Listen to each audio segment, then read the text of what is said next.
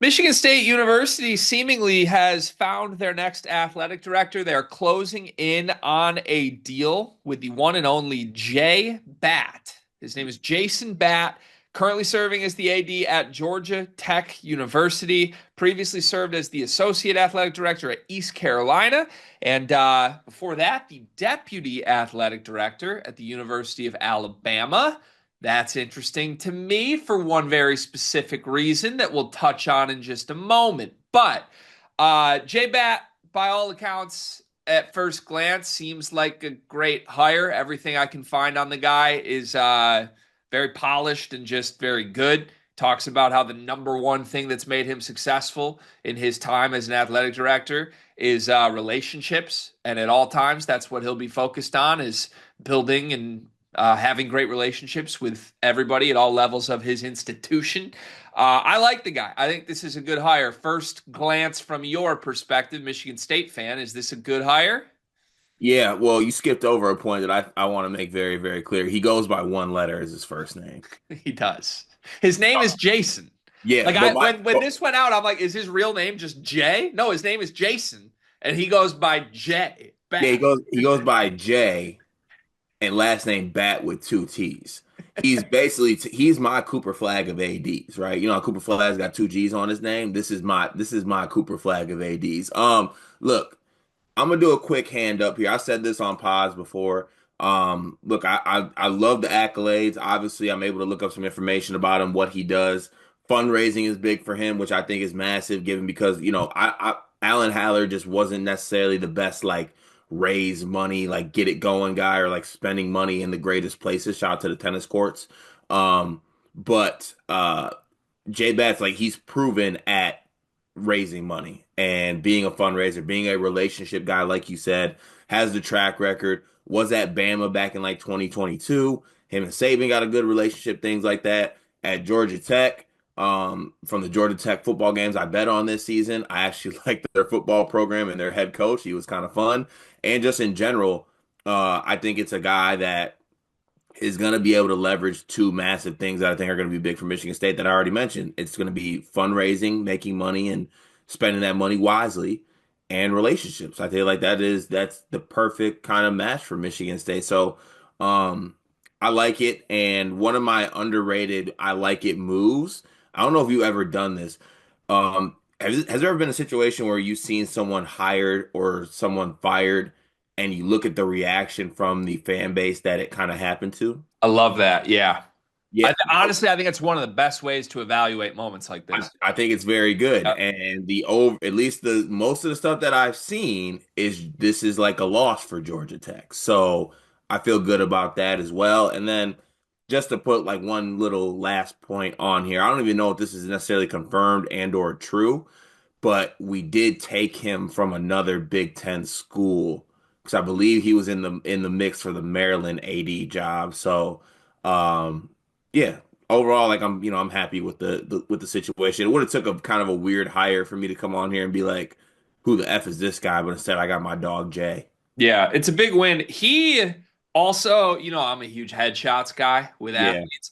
This guy's got the headshot of an all-time athletic director. Like just facially profile wise, you can't tell me this dude won't be like in the Hall of Fame of athletics one day. He also looks like someone, and I can't figure out who it is. You ever have that where you're like, that he's a ringer for somebody. Who is it? Roby. No, no, not at all. Yeah. I'm pretty sure there's like a very rich actor or celebrity that he Oh, looks, Kendall Roy.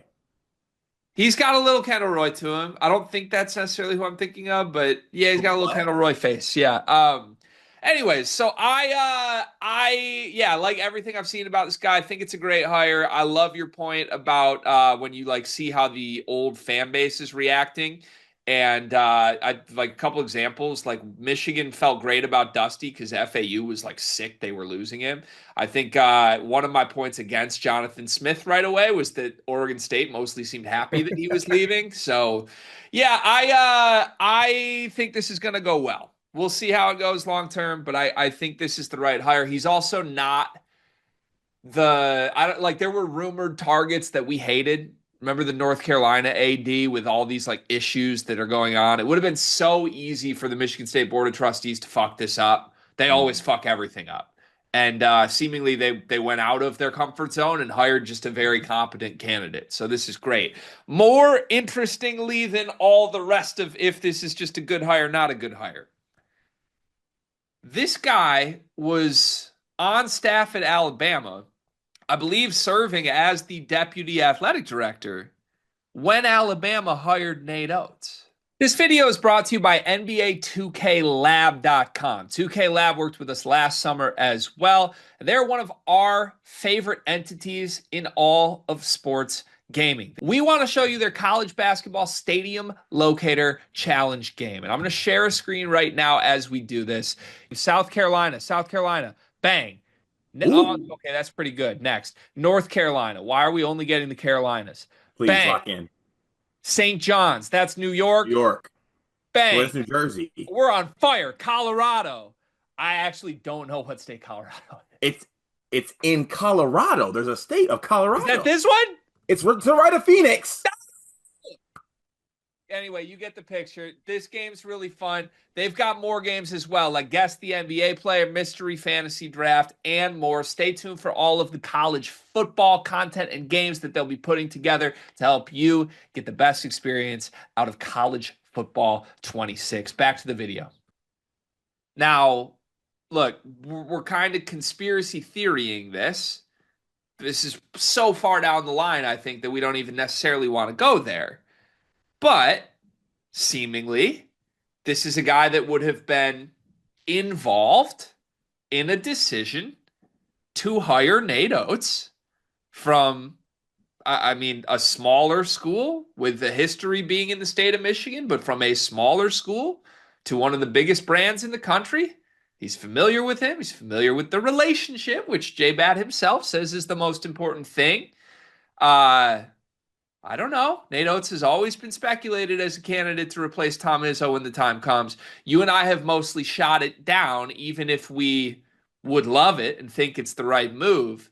Mostly just because I've never thought Nate Oats would really care. To be honest, not to be a dick about it, but like if Nate Oats wanted the Michigan State job, he could kind of publicly campaign for it. Even now, like Mm. like he would just put feelers out that he's interested.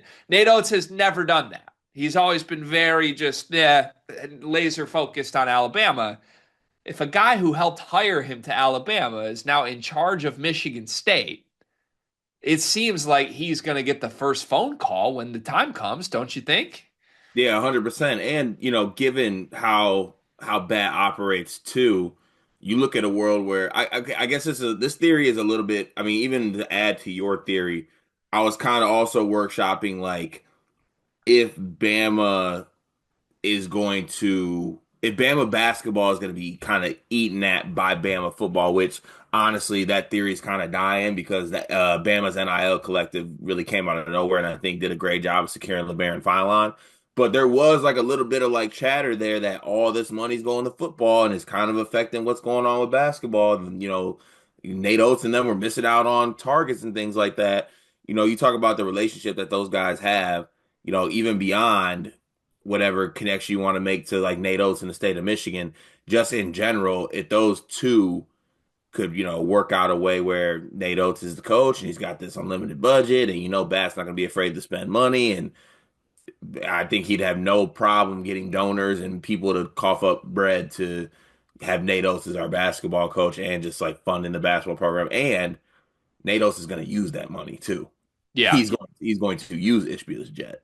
Also, so look, this could change because again, J Batt tells everyone out loud he's a relationships guy. But I think in general, the resume and the profile of this guy, J Batt, is, I don't know, storied enough. There's enough accomplishments here. There's enough different places he has worked here that show a level of competence in his decision making that seem to imply if J Batt is going to be the guy who is in charge of making the Tom Izzo replacement hire, he seems like a guy who would make the decision on his own. based on everything I've seen from his past. Now, we've repeatedly said when Tom Izzo steps down, Tom Izzo's going to pick his successor. This decision, I think, is that they've hired an athletic director who will not feel that way. I think Mm, they're going to have an athletic director who's like, I will do what's best for our university and I'll take your input, but like, I'll make the call here. mm. And I think that's a good thing for what it's worth. Now, again, maybe Tom Izzo is such a special individual that spend 1 year with Jay Batt. Jay Batt's going to eat out of the palm of his hands. It wouldn't surprise me. Izzo always has great relationships with Michigan State athletic directors. So, um, I don't know. We'll see where it goes. But like, I will say this: if I'm a Michigan State basketball fan, I am like absolutely ecstatic at this because there's a chance now that Nate Oats could be the guy, or there's a chance at least he's going to get the first phone call. And I mean, isn't Oats basically the best possible guy you could get when the time comes? I no, you know, once Scott Drew says no. Nate Oats is a better coach than Scott Drew by a I know. lot. I'm leaning into the bit there. Yeah, Don't NATO. do the That bit. would be like home run. I come on here and cry happy tears higher. Yeah, it'd be 100 out of 100 higher. Yeah. So, do you think that? I mean, I would be surprised, but do you think that played any part in him getting this job? So I think a little bit. I think so. Like I think you take a lot of things into factors and he talks about relationships. It's like it's not like one for one or anything like that, but you see a lot in college like family members getting hired on staff, right? Because they got a younger brother or a sibling or a son who's very, very good that you have a chance to get. I think that Bat and what he does speaks for itself. It also does not hurt that he has this relationship. I think it definitely plays a factor, at least a little bit. Interesting. Okay. I don't I don't know if that would be enough for like Michigan State's decision makers to be like, that's the guy, but I would bet you Jay Batt threw that out in the interview process. Like, hey, just so you know, I've been involved in a high profile college basketball hire. And we got the best guy available when no one even knew he was the best guy available. And part of like, let's be real, timing wise, if this goes well for Jay Batt, the biggest moment of his career will be deciding who comes after Tom Izzo. And I would think being able to float that in the interview process would be a pretty big deal. You So think he think he's in the interview process? Like, oh, hold on. No, sorry, I'll get back to just Nate just sent me this really I funny mean, thing. I'll get back to it. What was that? are you a good job interviewee? I feel like you'd be an interesting interviewee. I feel like I'd be an interesting interviewee. Have you ever been in a job? Why are you speaking in hypotheticals? I've never been in one. You've never had a job interview. No, Is this real? no, I had it. No, I'm an elite interviewer. You know that. Interviewer, but interviewee is different. Oh, I'm an elite interviewee as well. You are. Yeah, it's just when I actually step into the play, you're like, whoa, that boy was spewing some bullshit in that interview. You say you can do this, I'm in there like, ah. I'm starting to think you've never done a job interview. I mean, your real career, you didn't need to interview with Pops. This career, you didn't need to interview with Oh, me. wait, that's funny though. I did. You had to interview with Luther. Yeah, now I don't know if it was like, I mean, it was like legit. I think it was like 2 rounds, something like that. But like, I They actually made, did. they made you come back to a second round, and you're Yeah, his son. no, we're talking about you. You don't get Luther. I was that dude. That dude operates on a different time zone at all times. You know, this might just be the like there's birthday energy in the air for me today, Mhm. but I think I'm going to make you interview to keep your job as sleepers. Oh, the questions you would have for me would be so I diabolical. think we should do a sleepers job interview week. Like sleepers job fair for a week, and Monday is like all our current employees have to interview to keep their jobs. Is this a version of Carter Idol? Carter Idol would have been fun, but Carter Idol felt too mean-spirited in the end. Yeah, I like come on here and I'm just like, yeah, like I mean, I really pride myself in my work and dedication and being timely. And then you're just like, not timely, huh? What's What's your biggest weakness as an employee, Cart? Um, lying, lying. Congratulations to Jay Batt at Michigan State and Nate Oats.